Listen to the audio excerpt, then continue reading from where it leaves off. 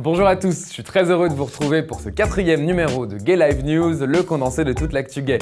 Au sommaire, cette semaine, Brigitte Bardot, Almodovar, un shooting très hot dans le top 3 des buzz gays.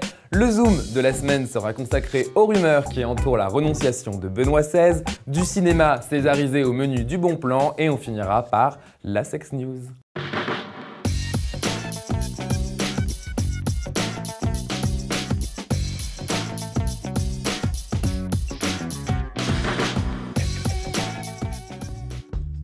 Le buzz numéro 3 cette semaine est en fait un gros flop pour Brigitte Bardot. La célèbre chef de file des anti-mariages gays s'est complètement ramassée avec la sortie de son livre « Touche pas à mon sexe », un pamphlet virulent contre le mariage homo qui devait réunir des fonds pour cette cause.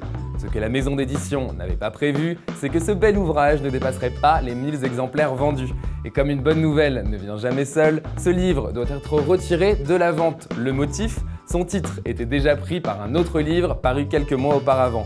Ce qui devrait laisser du temps à notre Frigide nationale de faire mûrir des idées un peu plus créatives pour ses futures envies littéraires. Direction l'Espagne pour notre deuxième buzz avec le dernier film du réalisateur gay Pedro Almodovar. Et ce sera une comédie sortie prévue le 27 mars prochain. Les Amants passagers se déroulera à huis clos dans un avion où les passagers et l'équipage s'apprêtent à vivre les dernières heures avant un crash imminent. Très rétro et complètement décalé, le film s'annonce très gay.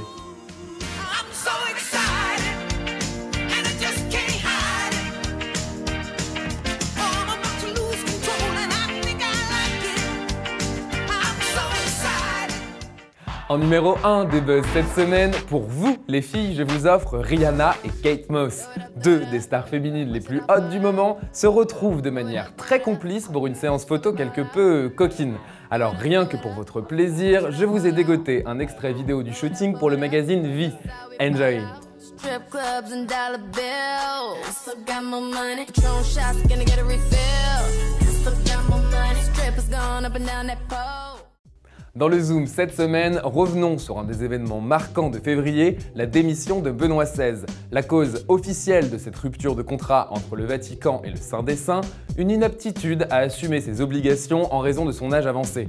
Les spéculations et les rumeurs sur les raisons officieuses de cette démission vont bon train et la communauté homosexuelle pourrait bien s'attirer une fois de plus les foudres de Dieu. Selon le journal italien La Repubblica, la raison de cette renonciation serait due à la présence de prêtres gays au sein du Vatican. En d'autres termes, un lobby gay au cœur même de l'Église catholique. Le compte-rendu de cette enquête, menée derrière les portes très fermées du Saint-Siège, aurait révélé à Benoît XVI que le 6e commandement qui interdit les actes impurs au Vatican aurait été transgressé à plusieurs reprises. Et c'est la goutte d'eau qui fait chavirer un pape très virulent sur tous les sujets touchant à l'homosexualité et les nouveaux droits accordés aux homos partout dans le monde. Certains iront même jusqu'à juger ce pontificat comme l'un des plus homophobes de l'histoire moderne. Pour le bon plan, partons à la découverte d'un superbe film qui a reçu le César du meilleur documentaire le 22 février dernier. Ça s'appelle Les Invisibles et ça touche à un sujet très émouvant puisque ce docu réalisé par Sébastien Lifshitz recueille des témoignages sur la vie amoureuse d'hommes et de femmes homosexuels nés pour la plupart il y a plus de 70 ans. Une bonne occasion pour saluer le courage de ces personnes qui ont décidé de vivre leur sexualité au grand jour à une époque où l'homosexualité était sévèrement rejetée par la société. Le scandale à cette époque, c'était de le revendiquer. C'est contre nature ce qu'ils font quand même, hein. Moi, je trouve ça dégoûtant. Alors, les mal baisés, oui, on est mal baisés, oui. Ah bah, t'as trouvé.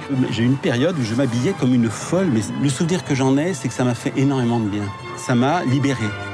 Et puis parce qu'on était quand même des marginaux, c'est-à-dire que la marginalité nous rendait libres. Une belle plage de Californie, un jeune espagnol, un petit slip blanc, c'est la sex news. Découvrez le nouveau beau gosse pressenti comme le mannequin phare de ses futures années, Sergio Carvajal.